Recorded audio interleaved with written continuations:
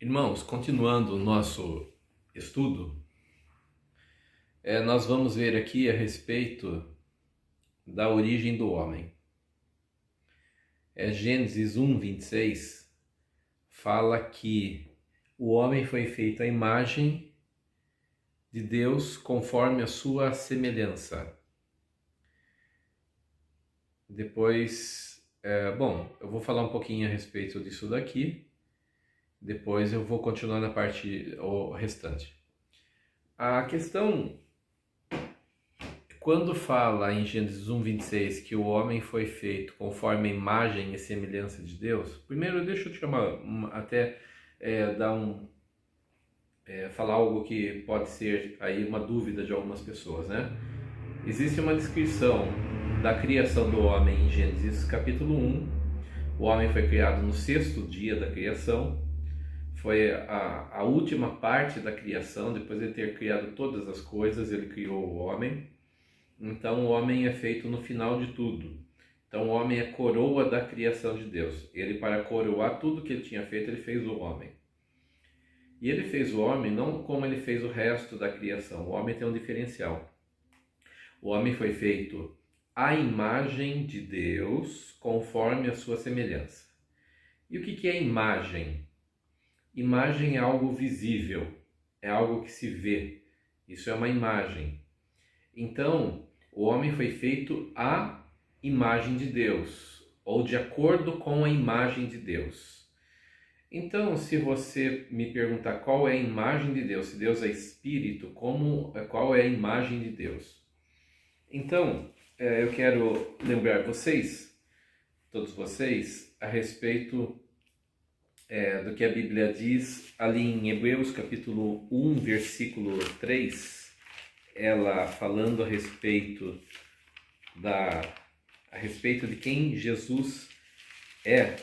Nós vemos aqui, deixa eu só achar o texto,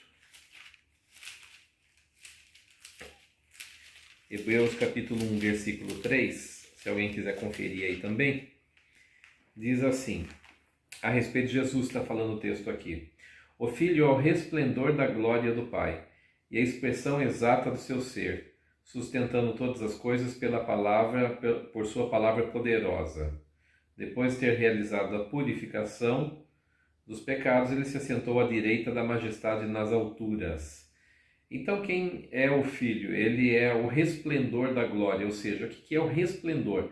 Resplendor é a parte que se vê de uma glória, é a parte visível de uma glória, é o resplendor dela. E diz aqui depois diz aqui, e a expressão exata do seu ser. Ou seja, Jesus é exatamente aquilo que se pode ver, saber ou conhecer a respeito de Deus. Então, quando a Bíblia fala que o homem foi feito à imagem de Deus, quem era a imagem de Deus?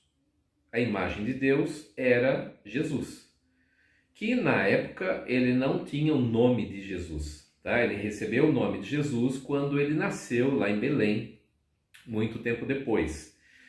Mas ali Deus já tinha uma aparência física com que ele se manifestava quando ele fez o homem. Então, quando ele fez o homem, ele fez também uma aparência física, para que o homem pudesse se corresponder com ele. De tal forma que o homem foi feito à imagem de Deus, e essa imagem é a parte visível que se poderia ver de Deus, conforme a sua semelhança. Então, imagem é a parte visível e semelhança está falando que nós recebemos alguns atributos de Deus, algumas características de Deus, isso é semelhança. Recebemos algumas características como pensar, em toda a criação, a parte física da criação, nenhuma delas tem pensamento como o do homem, pensamento lógico, né? O pensamento de chegar a conclusões, a resultados como o homem pode fazer, tá? Então nós não vamos entrar em detalhes disso, embora existam os pensamentos determinados por Deus dentro da criação, mas são totalmente limitados só para a existência básica deles, né, dos animais. Mas o homem não, o homem é um ser totalmente diferenciado dentro da criação na questão interna da sua espiritualidade, da sua alma. Porque o homem tem um poder de imaginação, o homem tem um poder de construção, o homem tem um poder de domínio, embora ele não é o mais forte, embora ele não é o mais ágil, embora ele não o que tem mais habilidades olfativa, visual e daí por diante. Mas, no entanto, o homem exerce um domínio sobre toda a natureza, e esse domínio foi ordenado por Deus. Deus ordenou isso ao homem. Então o homem recebeu essa bênção de Deus, e Deus disse: domine ele sobre toda a natureza. Então, o homem recebe também um poder de comunicação espiritual com Deus. Poder de comunicação espiritual, e nisso ele se torna semelhante a Deus. Por quê? Porque conforme ele vai conhecendo a Deus, ele tem uma possibilidade de se aprofundando em conhecimento, crescer em conhecimento de espiritualidade. O homem é um ser musical. O homem é um ser musical porque ele tem habilidades musicais, e isso dentro da natureza é uma característica única do homem. Existem pássaros que cantam, e o papagaio que reproduz, né? O louro que reproduz, o canto, ou sons dos animais, da natureza e tal.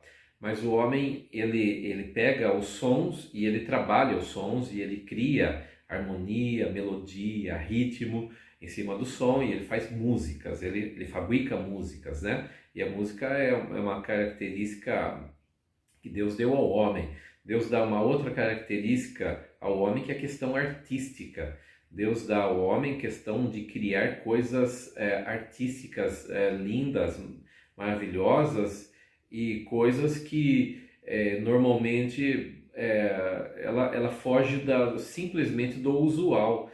Então o homem é capaz de criar, além da música, ele pode se aventurar na poesia também, ele pode se aventurar nas demais artes, ele pode criar muita coisa, e a criatividade do homem é infinita, praticamente na parte artística. O homem tem um poder de criação, além da parte artística, ele pode levar, na realidade, a sua arte até para as demais coisas, demais áreas. Por exemplo, o homem, quando constrói um prédio, ele leva junto com a necessidade de um prédio que seja seguro, que seja um abrigo seguro para abrigar as pessoas, também leva a parte artística junto. Então a parte artística ela pode estar em qualquer coisa que o homem cria, ela se soma às demais coisas ali também. O homem tem o poder de entender a matemática, de entender raciocínio lógico, de entender algumas habilidades, de procurar entender o seu semelhante, de procurar entender coisas espirituais. E o homem tem um poder de relacionamento com Deus, que faz dele o único ser do lado físico da criação que pode ter um relacionamento com Deus. Então, todo ser humano é constituído de uma espiritualidade. Todo ser humano. Algumas pessoas, principalmente hoje, né, muitos filósofos acabaram contaminando a sociedade com pensamentos muito impuros a respeito da espiritualidade do homem, querendo dizer que não existe espiritualidade no homem, que o homem, quando morrer, acabou, e que a espiritualidade foi inventada por algumas pessoas só para dominar as massas, a multidão. Isso aí está totalmente equivocado. Em toda a história da humanidade, em todas as tribos, todas as culturas que já se teve notícia, o homem sempre adorou alguma coisa, ele sempre foi um ser adorador. Toda cultura descoberta, o homem era religioso, ele tinha sua religiosidade. Mesmo as culturas mais distantes e isoladas do planeta, as pessoas têm a sua religiosidade, porque isso é inerente ao homem, faz parte da criação. O homem tem, então, a parte artística, o homem tem habilidade na parte dos sonhos, a questão de visualizações do futuro, é um princípio de fé. O homem é capaz de ver uma pedra e imaginar ali uma imagem que ele cria daquela pedra. Ele pode criar coisas, ou um pedaço de madeira, e ele cria ali alguma coisa, ele faz coisas lindas, né, dessas coisas. E aí o homem tem essa possibilidade também de cantar, de orar, de se relacionar com Deus, de orar. É, e ele, quando olha para as estrelas, ele fica imaginando e pensando em um Deus criador, em algo maior do que ele mesmo. Isso aí faz parte da existência humana. O homem também é um ser político. O homem é um ser político por natureza. Nós fazemos política dentro de casa, no meio da família. Então a gente combina as coisas. Ah, mas você combinou isso, você tem que cumprir isso, E as pessoas chegam em acordos, tá? O próprio casamento, existe o lado político do casamento, que é o quê? Uma aliança em que as pessoas chegam a conclusões e cada um faz as suas promessas de o que ela tem que cumprir na sua parte, o outro também, para que eles possam se dar bem. Depois a família vai crescendo nesse vínculo também, fora da família, na sociedade também. O homem é um ser político porque o homem se organiza politicamente e ele vai... Eu não estou falando de politicagem. Politicagem é coisa nociva da política, mas eu estou falando da política como um sistema de organização. As pessoas se organizam, tá? Tudo que é organização tem a ver com a política, tá? Então, o homem é um ser diferenciado no meio da natureza, totalmente diferenciado. Agora, o que a gente vê aqui na criação é que o homem recebe, ele é feito à imagem de Deus, conforme a sua semelhança, ou na forma da sua semelhança. Conforme quer dizer na forma. Então, eu quero que vocês entendam que o homem recebeu uma imagem de Deus, e a sua imagem correlaciona com a imagem que era ali do Filho de Deus. O Filho de Deus é a expressa imagem do Pai Celestial, ou seja, a imagem feita do Pai Celestial em formato humano, e nesse formato de Jesus, que ele tinha antes de ter o nome de Jesus, Jesus era conhecido como o Verbo de Deus, antigamente, ou a Palavra de Deus, tá? Então, olha, aqui voltando para a Lusa, nós vemos aqui que em Gênesis capítulo 3, versículo 8 e no versículo 10, fala que o Senhor passeava no jardim, ali pela viração do dia, e o homem ouviu os passos do Senhor que caminhava no jardim. Ou seja, o Senhor, enquanto passeava ali no jardim, passava no jardim, estava dentro do jardim, ele estava caminhando e os seus passos ia talvez ali fazendo barulho no meio das folhas, dos gravetos. Então, isso deixa bem claro para a gente. E o homem diz: eu ouvi os teus passos no jardim e me escondi de ti.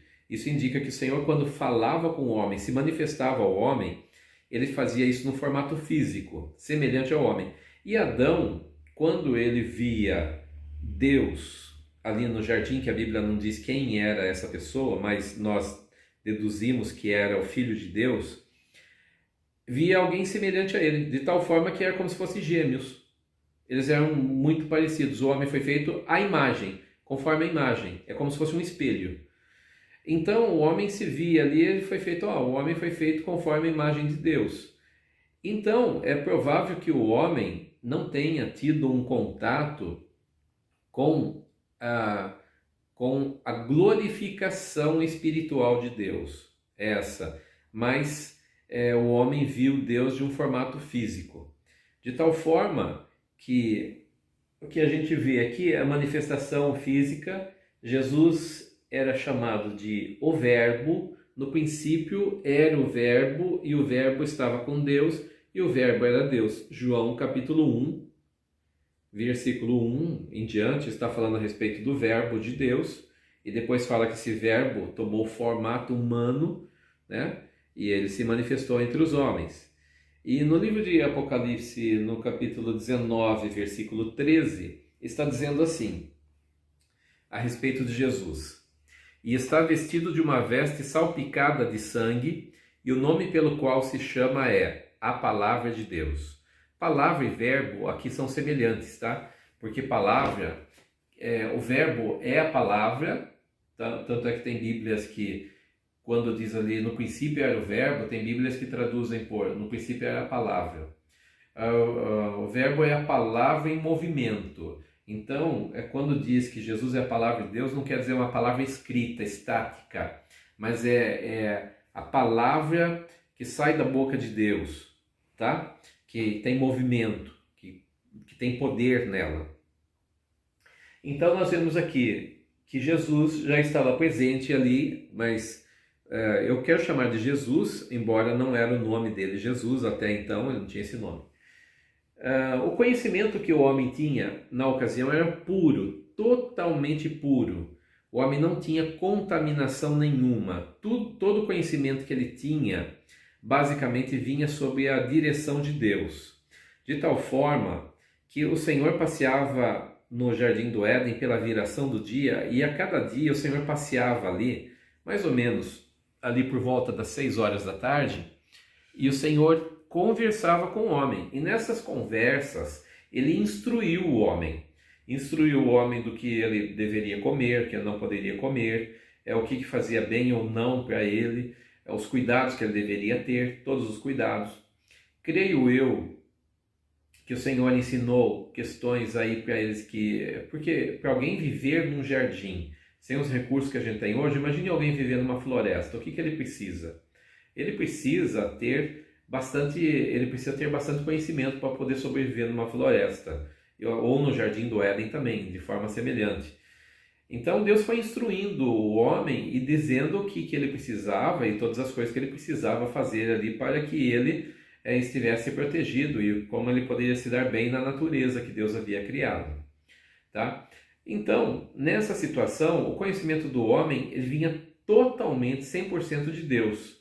Era Deus, ali na pessoa de Jesus, quem conversava e comunicava as coisas que o homem precisava saber. Então o homem recebeu instruções espirituais, o homem recebeu instruções físicas, o homem recebeu instruções morais. E nessas instruções, no meio do caminho, Deus permite que a serpente tente Eva, e Eva, então, que era a mulher, ela caiu na armadilha. Mas quando ela caiu na armadilha, a Bíblia diz que vendo a mulher que a árvore que Deus havia proibido de comer do fruto era desejável para comer, que o sabor deveria ser bom, e que ela aparentava dar conhecimento. Que conhecimento? Conhecimento fora de Deus. O que a mulher faz? Ela come daquele fruto e ela recebe um conhecimento contaminado. Então aquilo contamina ela. Não é que o fruto contamina ela. O que contaminou ela foi o ato de agir contra a ordem de Deus, do pecado. O pecado era um teste ali. E o homem, quando cai nesse teste, então acontece um episódio aqui lamentável, historicamente falando, que houve a contaminação. O homem se contamina moralmente, espiritualmente e fisicamente, porque quando o Senhor diz, no dia em que comer desse fruto, certamente morrerás, então a morte do homem ela acontece em todas as esferas. Ela acontece na esfera física, na esfera moral, emocional, e acontece na esfera espiritual também. Então o homem fica contaminado, recebe um conhecimento contaminado, porque a serpente havia desafiado a mulher, dizendo, não vai ser isso não, é que Deus não quer que você seja como eles, que sabem tanto bem como o mal. E esse mal, o homem não conhecia mesmo. Deus iria falando ao homem conforme passasse o tempo, ele ia instruindo o homem a respeito de tudo o que o homem precisaria. Então, o homem, a partir do Éden, ele tem um conhecimento contaminado a respeito de todas as coisas. Ele tem percepções falsas, ele chega a conclusões falsas, ele é enganado facilmente pelo diabo, ele é enganado facilmente por outras pessoas. Hoje em dia está se falando muito sobre fake news, né? E às vezes a fake news, para um é fake news para outro.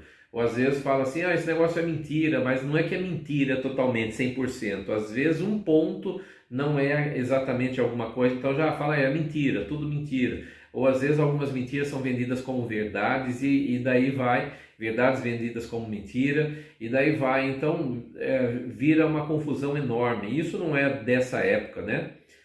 A fake news ela começa ali no Éden, quando a mulher é seduzida pela serpente sob um engano ali de uma proposta mentirosa, né? E ali ela cai no engano e ela é seduzida realmente.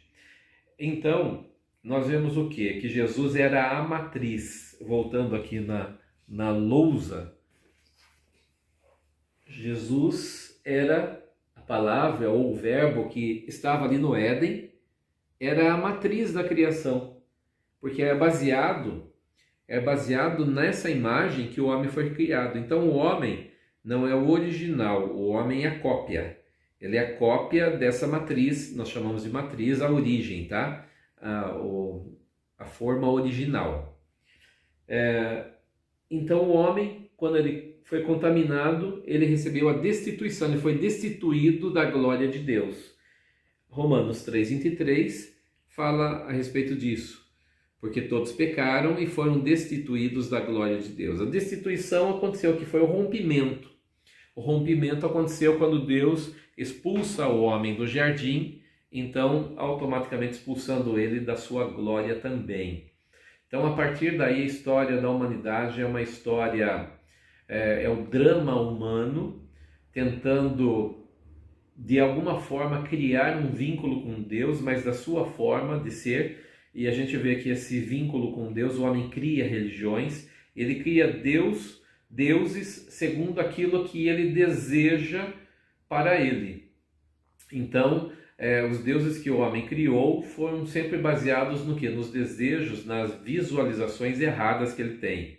Enquanto também existia a percepção de um Deus que é sobre todos os outros deuses. Quando vai acontecendo a história da humanidade e o homem vai avançando pela Terra e o tempo vai passando, eles vão construindo sistemas contaminados, de conhecimento contaminado, de religião contaminada, de percepções de Deus contaminado, tá? Percepções morais contaminadas, a parte artística ficou toda contaminada, a política ficou contaminada, a parte musical ficou contaminada. Então, tudo que o homem faz, existe contaminação junto. Tá? A contaminação vem junto, mesmo na melhor das boas intenções, a contaminação está presente dentro de uma família, mesmo que seja o amor mais puro que uma pessoa sinta por outra, existe contaminação em todas as esferas da sociedade, tá? E a criação, ela geme por causa dessas coisas e ela aguarda a manifestação dos filhos de Deus, quando então a criação será libertada dessa situação dramática que é o pecado do homem. E ele, por exercer domínio sobre a natureza sofre com esse domínio contaminado que o homem exerce sobre ela. Tá bom? Ficamos até aqui agora. Deus abençoe cada um de vocês.